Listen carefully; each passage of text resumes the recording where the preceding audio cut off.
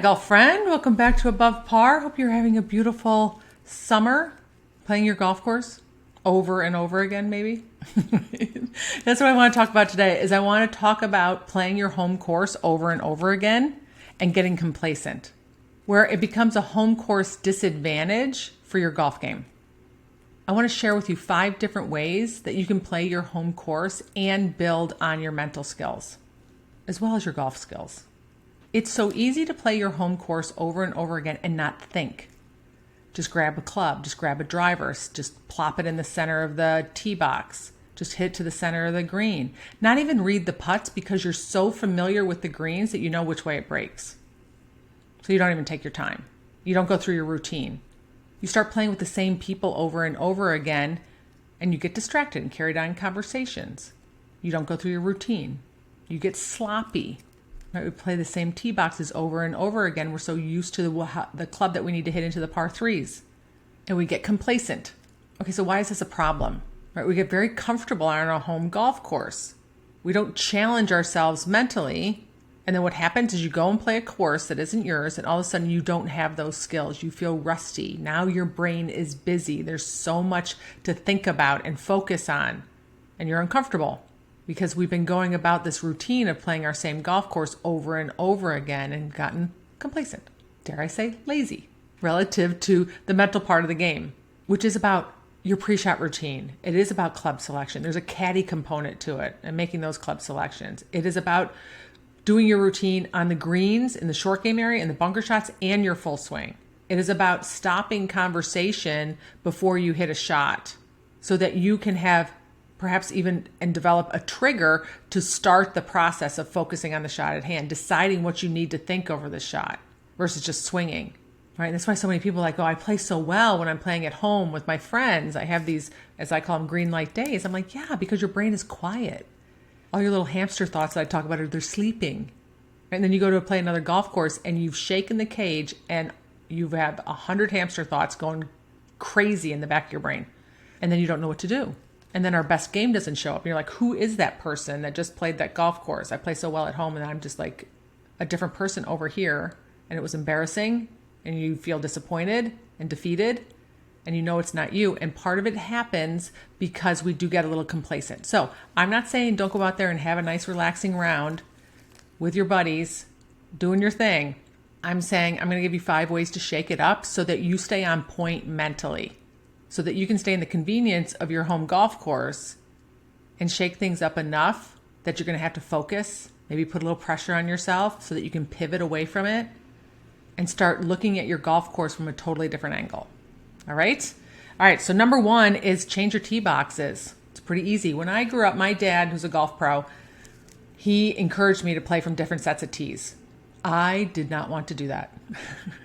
He's like, go back and play the blue tees. I'm like, wah, I don't want to play the blue tees. I have to hit fairway woods into all the greens. Well, that's good, right? You might be playing your golf course and never hit a fairway wood into a green or a hybrid into a green.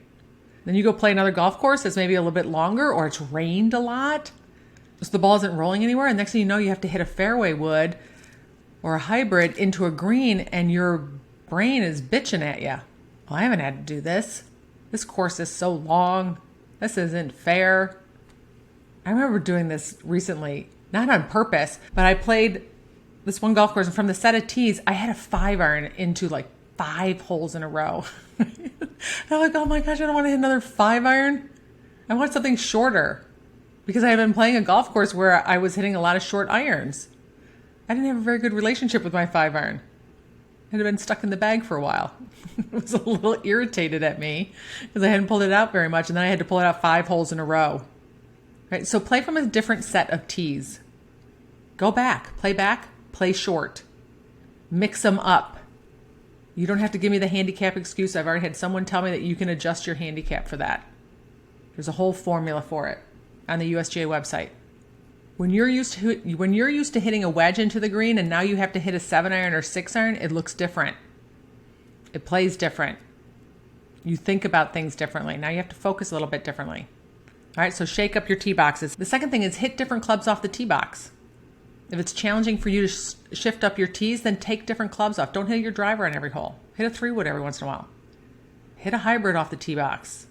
Why would you do that? Because now you have to hit a different club. It gets you used to hitting a 3-wood off the tee just in case your driver goes wonky when you go out and play somewhere else. You're like, you know what? I haven't hit a 3-wood off a tee in a while. Your landing area is going to be different. You're going to look at the hole differently. So you can change what you hit off the tee so that you can change the look off the tee box, getting familiar with hitting a different club off of a tee, off of a low tee versus a high tee, and then you're going to have a different club into the green. Number 3 is play with a new group. Preferably people who are better than you. My dad used to make me do this. I was so uncomfortable. He said, you have to go out and play with the guys. You got to go out and play with some of the good players, the golf pros, the low handicaps. Now, it was guys because I was pretty much the lowest handicap woman at the club. So he'd make me go out and play with these guys who were really good golfers. I was super uncomfortable at 16 or 17. Why? Because I didn't think my game measured up. I was worried about the same things you are, that you're going to get judged, that you don't measure up, that you're not good enough. Deal with that drama. Put yourself in that situation. And then watch what they do. Learn from them, from course management. Watch them play the holes differently than you. Watch what's possible also with your golf game. There's so much to learn from better players. Not only about their golf game, but about how you show up, what's happening in your brain, the dialogue that's going on in your head is going to happen in a tournament. So learn how to manage it now before you get into that tournament. So play with better golfers, different groups of people on purpose. That would even include people that you don't like. What? Yes. Like deliberately put yourself into the ring of fire with people that you don't care about so that you can manage your mind. I'm going to get so many emails on that one. It's like, why would I spend 4 hours on purpose with someone I don't care about? Just because you can. Okay, I'm not saying you have to go out with your worst enemy. I'm just saying go out with a different group of people that makes you just manage your mind a little bit differently. Okay, number 4 is play an alternate shot format, maybe with a friend. Why do I say that? Because your friend is going to hit it in different places than you're going to hit it. You're going to have to deal with partner golf and the mental drama that's going to show up with worrying about putting your partner into a bad spot, your partner putting you into a bad spot, and pivoting quickly out of that before you take a swing. You're going to get put into positions that you've never been put into in an alternate shot format. And then you'll be ready when you sign up for an event that has alternate shot in it.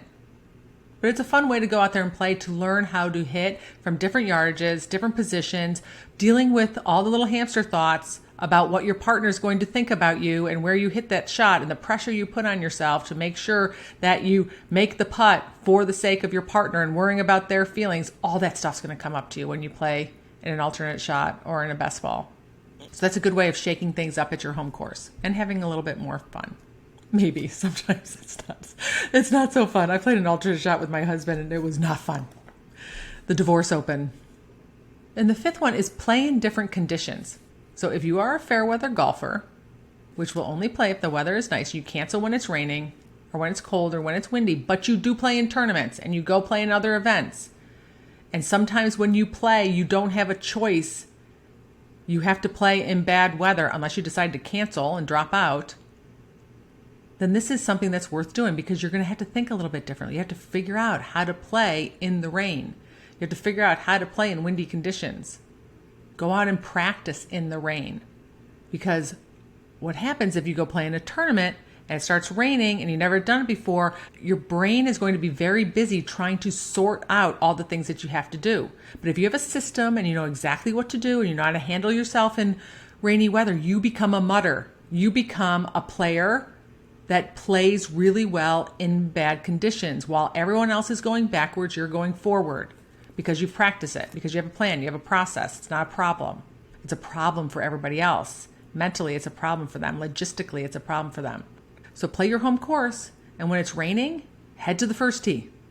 It'll be wide open. Right? Nobody else is playing. You can whiz around, figure out how to stay dry, figure out how to keep your clubs dry, figure out how to focus, not complain about the weather and the conditions. That's going to help build up your mental skills while you're playing your home course. All 5 of these. Changing the tee boxes, hitting different shots off the tee, playing with a new group of people, playing an alternate shot with a friend, and playing in different conditions. They're going to keep you from staying complacent, playing your home course over and over again so that you're ready to perform when you take your game on the road. All right, my friends, if I can help you in any way, head to kathyhartwood.com. Have a beautiful week.